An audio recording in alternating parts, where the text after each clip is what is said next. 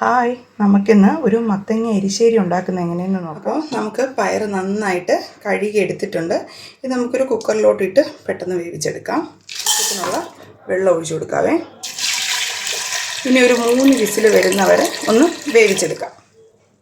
കുറച്ച് ഉപ്പും കൂടി ഇട്ട് കൊടുക്കാവേ, എന്നിട്ട് വേവിക്കാം. അപ്പോൾ പയർ അത്യാവശ്യം വെന്തിട്ടുണ്ട്.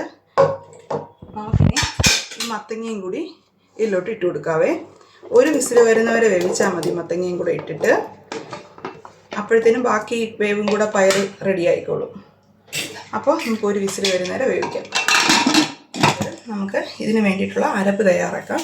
അപ്പോൾ നാളികേരം എടുത്തിട്ടുണ്ട്, കുറച്ച് മുളക് പൊടി, കുറച്ച് മഞ്ഞൾപ്പൊടി, വെളുത്തുള്ളി. ഇത് ഇത്രയും കൂടി ഇട്ട് ഒന്ന് നന്നായിട്ട് അരയ്ക്കണ്ട, ഒന്ന് ചതയ്ക്കണം. എന്നാലും കുറച്ചും കൂടെ ഒന്ന് അരയണം, നന്നായിട്ട് അരയണ്ട. അപ്പോൾ നമുക്കൊന്ന് അരച്ചിട്ട് വരാം. അപ്പോൾ നമുക്കിനി വേറൊരു പാൻ വെച്ച് കൊടുത്തിട്ടുണ്ട്, ഒന്ന് ചൂടാവട്ടെ. നമുക്ക് എണ്ണ ഒഴിച്ചു കൊടുക്കാം.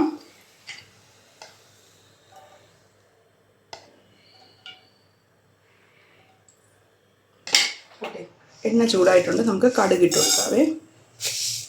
കടുക് ഇട്ട് കൊടുത്തു.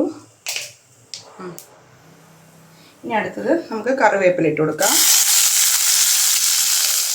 അടുത്തത് നമുക്ക് കുറച്ച് നാളികേരം എടുത്ത് വെച്ചിട്ടുണ്ട്, ആവശ്യമൊന്ന് മൂപ്പിച്ചെടുക്കാം.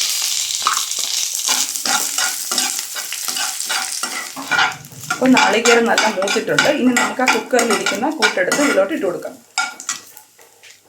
അപ്പോൾ ഇത് നമ്മൾ ഇതിലോട്ടാക്കി കൊടുത്തിട്ടുണ്ട്. ഇനി നമുക്ക് നേരത്തെ അരച്ച് വെച്ച കൂട്ടിട്ട് കൊടുക്കാം. ഇത് നന്നായിട്ടൊന്ന് മിക്സ് ചെയ്യാം. അപ്പോൾ എരിശ്ശേരി നന്നായിട്ട് തിള വന്നിട്ടുണ്ട്. നമുക്കിതിൽ കുറച്ച് കുരുമുളക് പൊടിയും കൂടെ ഇട്ട് കൊടുക്കാം. ശകലം ഇട്ട് കൊടുത്താൽ മതി. അപ്പോൾ എരിശ്ശേരി റെഡി ആയിട്ടുണ്ട്. അപ്പോൾ വീഡിയോ ഇഷ്ടപ്പെട്ട എല്ലാവരും ലൈക്കും സബ്സ്ക്രൈബും ചെയ്യണേ. ബൈ.